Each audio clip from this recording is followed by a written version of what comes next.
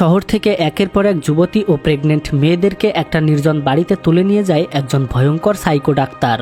তারপর অপারেশন করে তাদের পেট থেকে বাচ্চাগুলোকে বের করে নিয়ে একটা বোতলের মধ্যে সে রেখে দেয়। তারপর একদিন এক এক করে 5টি মেয়ের মৃতদেহ সেই বাড়ির মাটির নিচ থেকে উদ্ধার করা হয়। সেই সাথে ডাক্তারকেও অ্যারেস্ট করা হয়। কিন্তু ওই ডাক্তার যখন জেলে আসে ঠিক তখনই আবারও যুবতী ও প্রেগনেন্ট মেয়েরা শহর থেকে উধাও হয়ে যেতে শুরু করলো এবং সেই একই বাড়ির মাটির নিচ থেকে তাদের মৃতদেহ খুঁজে পাওয়া গেল। কিন্তু সেই সাইকো সিরিয়াল কিলার ডাক্তার তো এখন জেলে, তাহলে এই কাজগুলো কে করছে? এমনই ভয়ঙ্কর একটি গল্প নিয়ে 2020 সালে নির্মিত হয়েছে মিসেস সিরিয়াল কিলার নামের এই অসাধারণ মুভিটি। আমি বাজি ধরে বলতে পারি এমন সাসপেন্স আর টুইস্টে ভরা মুভি এর আগে আপনি খুব একটা বেশি দেখেননি। তাহলে চলুন বেশি দেরি না করে গল্পটি শুরু করা যাক। মুভির শুরুতে সোনা নামের একটি মেয়েকে দেখা যায়, সে তার হাজব্যান্ডের সাথে কথা বলছে। সোনা তার হাজব্যান্ডকে জানায় সে আজকে প্রেগনেন্সি টেস্ট করে জানতে পেরেছে সে 1 মাসের প্রেগনেন্ট। সোনার স্বামী ডক্টর মৃত্যুঞ্জয় মুখার্জি এই খবর শুনে তার কলিগদেরকে নিয়ে নিজের বউকে শুভকামনা জানায়।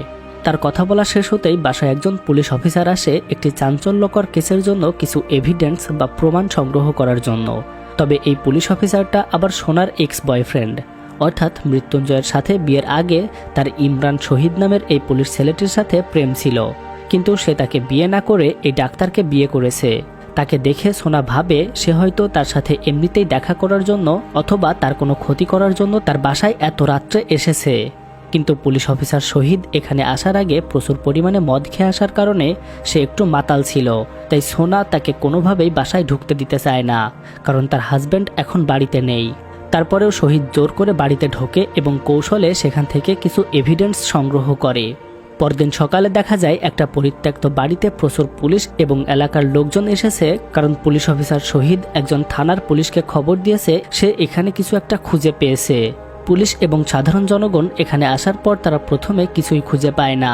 তারপর হঠাৎ করে দেখতে পায় ইন্সপেক্টর শহীদ মাটির নিচ থেকে বেরিয়ে এসেছে। তারপর সে পুরো টিমকে ওই মাটির নিচে গিয়ে দেখতে পায় সেখানে বেশ কিছু যুবতী মেয়ের মৃতদেহ পড়ে আছে এবং তার পাশেই বোতলের ভিতরে কয়েকটা সদ্য জন্ম নেওয়া বাচ্চা রাখা আছে। এগুলো দেখে পুলিশ অফিসার এবং সাধারণ জনগণ তো অবাক হয়ে যায়, কারণ তারা বেশ কিছুদিন ধরেই শহর থেকে খবর পাচ্ছিল প্রেগনেন্ট যুবতী মেয়েরা হারিয়ে যাচ্ছে এবং তাদেরকে কোথাও খুঁজে পাওয়া যাচ্ছে না। আর এই লাশগুলো খুঁজে পাওয়ার পরেই পুরো শহরে আতঙ্ক ছড়িয়ে পড়ে। পুলিশ এবং সাধারণ জনগণ খোঁড়াখুড়ির পর সেখান থেকে 5টি মেয়ের শরীর খুঁজে বের করে। আর এরপরেই ইন্সপেক্টর শহীদ তার খুঁজে পাওয়া এভিডেন্স ও প্রমাণের ভিত্তিতে সোনার হাজব্যান্ড এবং ওই শহরের জনপ্রিয় ডক্টর মৃত্যুঞ্জয় মুখার্জিকে গ্রেপ্তার করে। চাঞ্চল্যকর এই খবরে পুরো শহরেই আতঙ্ক এবং তোলপাড় সৃষ্টি হয়ে যায়। নিজের হাজব্যান্ডের গ্রেপ্তার হওয়ার খবর শুনে সোনা তার সাথে জেলে দেখা করতে যায়, কিন্তু পুলিশ তাদেরকে মাত্র 5 মিনিটের সময় দেয়। আর এই 5 মিনিটের মধ্যেই ডক্টর মৃত্যুঞ্জয় মুখার্জি তার স্ত্রীকে বলে সে যেন শহরের সবচেয়ে ভালো এবং বিচক্ষণ লয়ার এই কেসের জন্য নিয়োগ দেয়। কিন্তু সোনা তার হাজব্যান্ডকে বলে সে এই শহরে থাকা সমস্ত লয়ারের কাছে গেছে, কিন্তু কোনো লয়ারই তার কেসটা লড়তে চায়নি, কারণ তারা সবাই মনে করে তুমি বিরাট বড় একজন অপরাধী।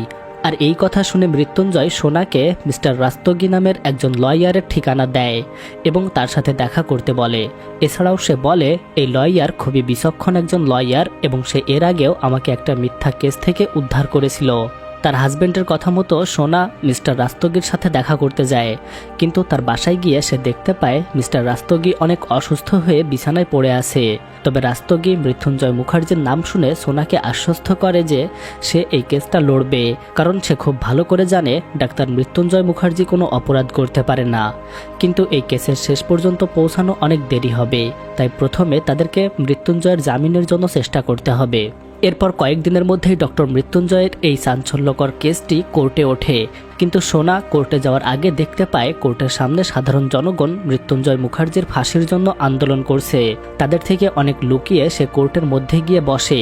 তারপর যখন তার স্বামী মৃত্যুঞ্জয়কে কোর্টে নিয়ে আসা হয় তখন সাধারণ জনগণ তাকে মারার জন্য তার দিকে তেড়ে আসতে শুরু করে, কিন্তু পুলিশ অনেক চেষ্টা করে তাকে কাস্টডিতে তোলে। তারপর এই কেসের অ্যাকশন শুরু হয়। যেহেতু লয়ার রাস্তগি অনেক অসুস্থ ছিল, তাই সে এই কোর্টে ভিডিও কনফারেন্সের মাধ্যমে যোগ দিয়েছিল।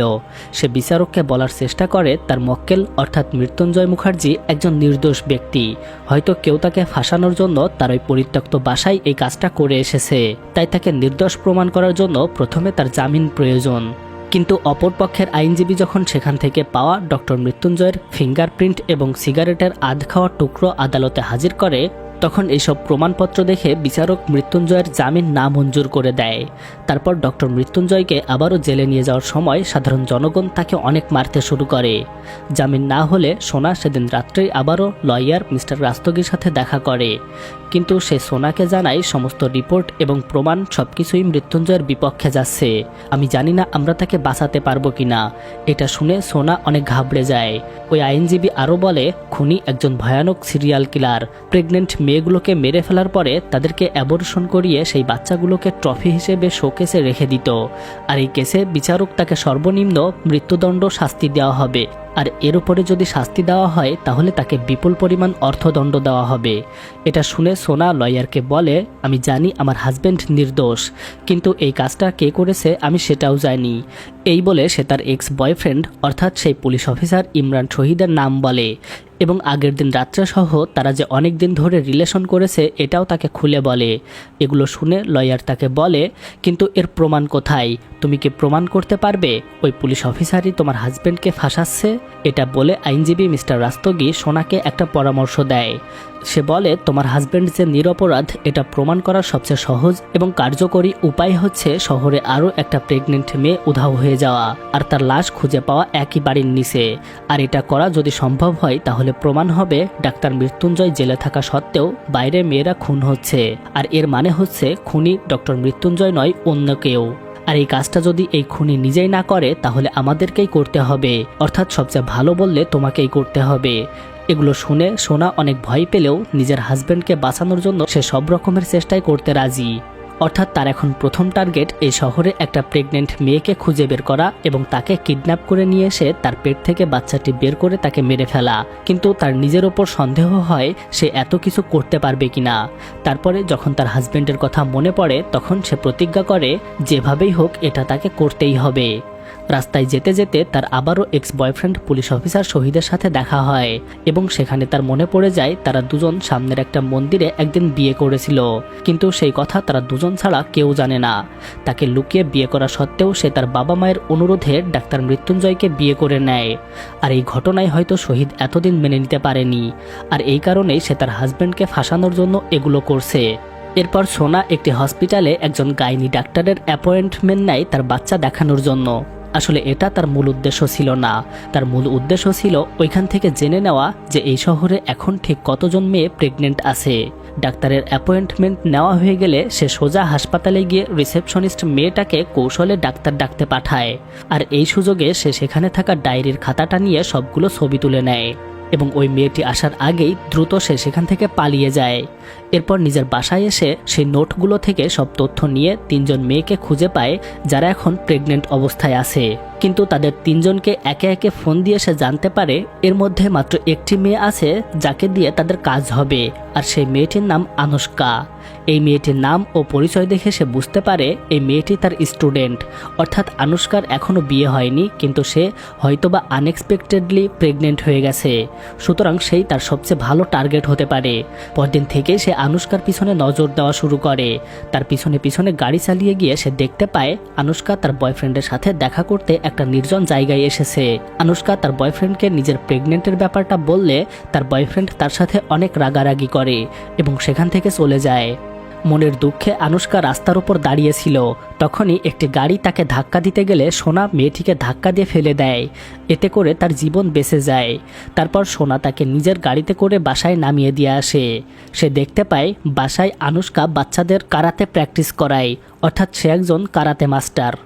বাসায় এসে সোনা একটা কাপড়ে কিছুটা ক্লোরোফর্ম মিশিয়ে রাতের বেলা আবারও আনুশকার ওপর নজর রাখতে শুরু করে।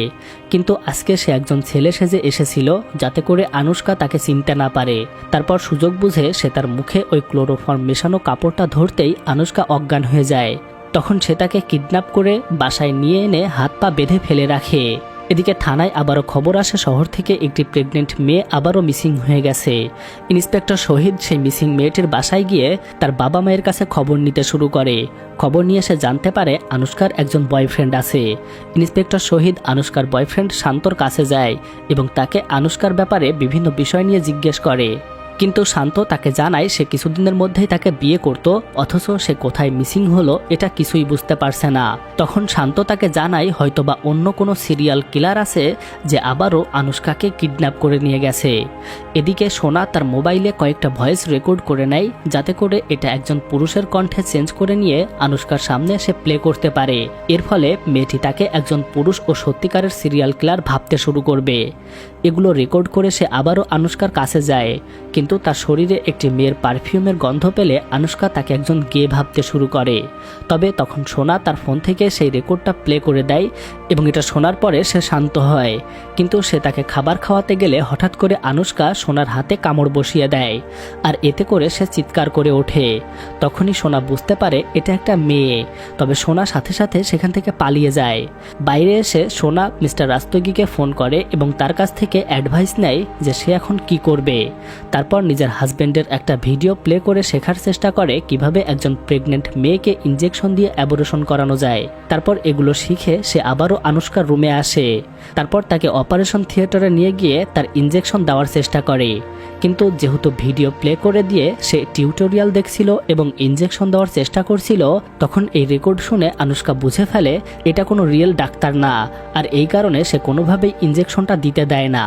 আনুশকা জোরে চিৎকার করে সোনাকে বলে, তুমি যদি আমাকে ছেড়ে দাও তাহলে আমি কখনো বাইরে গিয়ে কাউকে বলবো না যে তুমি আমাকে কিডন্যাপ করে নিয়ে এসেছিলে।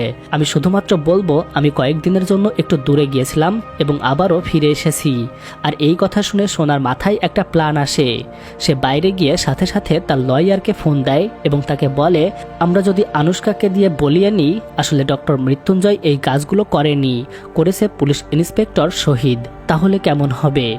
কিন্তু সে যখন বাইরে দাঁড়িয়ে কথা বলছিল তখন ভিতরে আনুশকা তার পাশেই অপারেশনের টুলসগুলো পেয়ে যায়, আর সেখান থেকে কাঁচি বের করে সে নিজের হাতে বাঁধা দড়িটা কেটে ওই রুমের মধ্যে একটা জায়গায় লুকিয়ে থাকে।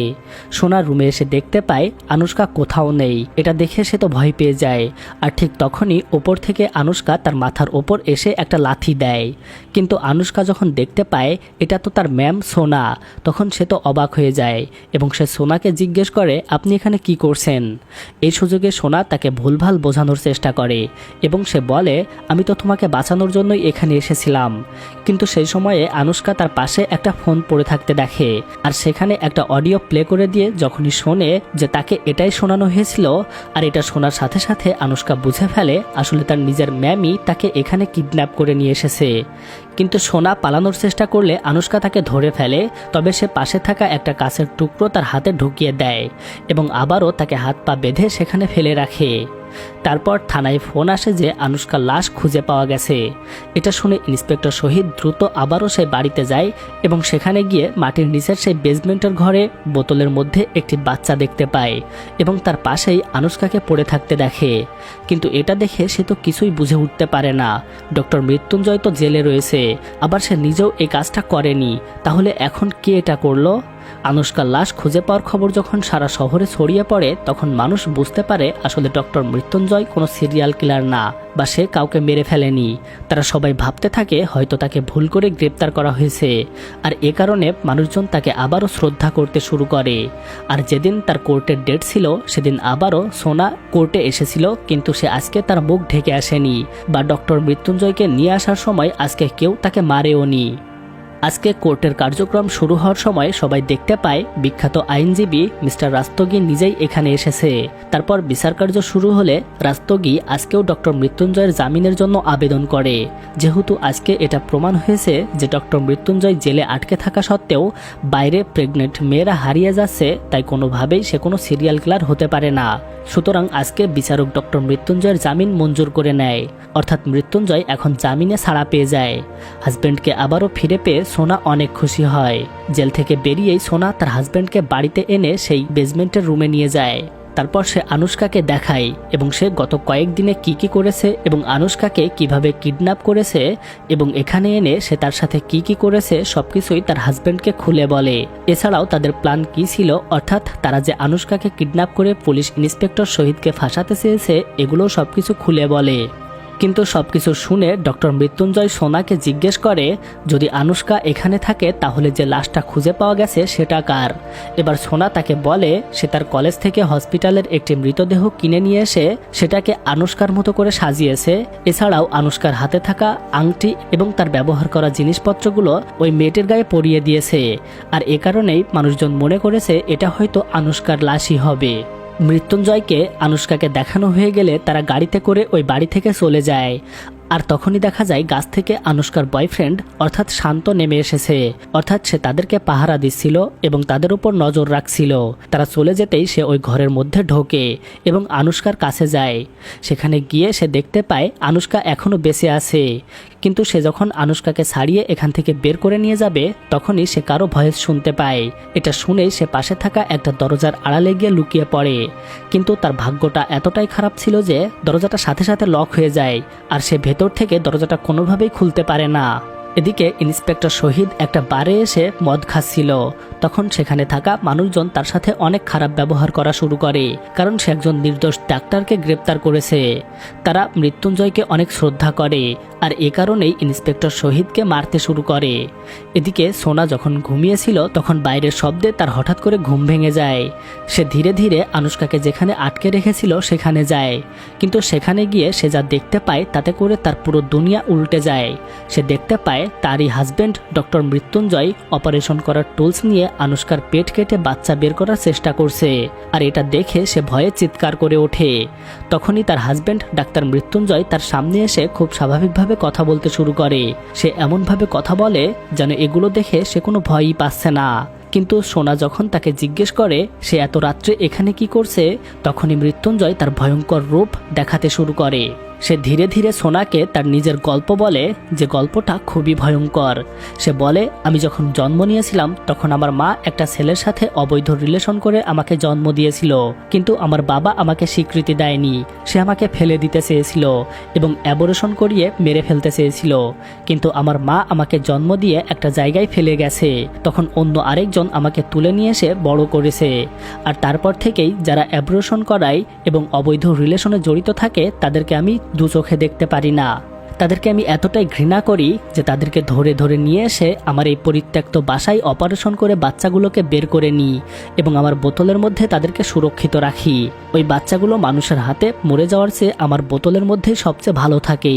তার এমন সব কথা শুনে সোনা বুঝতে পারে এতদিন সে যাকে সাসপেক্ট ভেবে এসেছে, অর্থাৎ শহীদকে সে সিরিয়াল কিলার ভেবে এসেছে, আসলে শহীদ কোনো সিরিয়াল কিলার না। আসল সিরিয়াল কিলার তার নিজের হাজবেন্ড ডক্টর মৃত্যুঞ্জয়, যাকে সে একটা অপরাধ করে এতদিন বাঁচানোর চেষ্টা করেছে।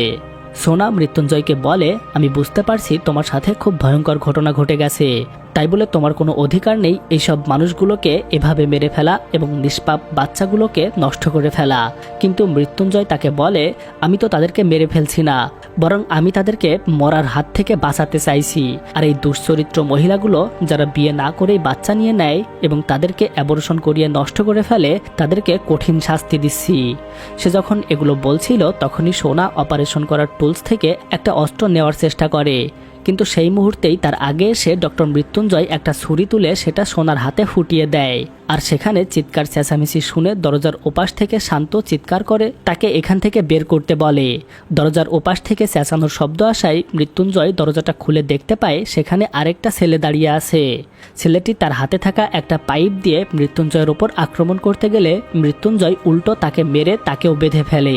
কিন্তু শান্ত বাইরে আসতেই তার ফোন থেকে এতক্ষণ যে মেসেজ পাঠানোর চেষ্টা করছিল সেটা নেটওয়ার্ক পাওয়ার সাথে সাথে পুলিশ ইন্সপেক্টর শহীদের কাছে সেন্ড হয়ে যায়। মেসেজটি পেয়ে শহীদ দ্রুত তার পাঠানো লোকেশন অনুযায়ী চলে আসতে শুরু করে। কিন্তু সোনা এবং শান্তকে বেঁধে ফেলার পরে মৃত্যুঞ্জয় যখন আনুশকার পেট কেটে বাচ্চা বের করতে যাবে ঠিক তখনই সেখানে ইন্সপেক্টর শহীদ চলে আসে। কিন্তু পিছন থেকে তার পিঠে লাথি দিয়ে মৃত্যুঞ্জয় তাকে ফেলে দেয় এবং তার হাত থেকে পড়ে গেলে গুলিটা নিয়ে সে ইন্সপেক্টর শহীদকেও দড়িতে বেঁধে ফেলে। তারপর তার পকেট থেকে মানিব্যাগটা বের করে সে দেখতে পায় আসলে এটাই সেই পুলিশ অফিসার, কিন্তু সেখানে আরেকটা ছবি ছিল যেটা সে তুলেছিল সোনার সাথে বিয়ে করার সময়। আর এটা দেখার পর মৃত্যুঞ্জয় তো অবাক হয়ে যায়, কিন্তু ইন্সপেক্টর শহীদ তখন তাকে সবকিছু খুলে বলে।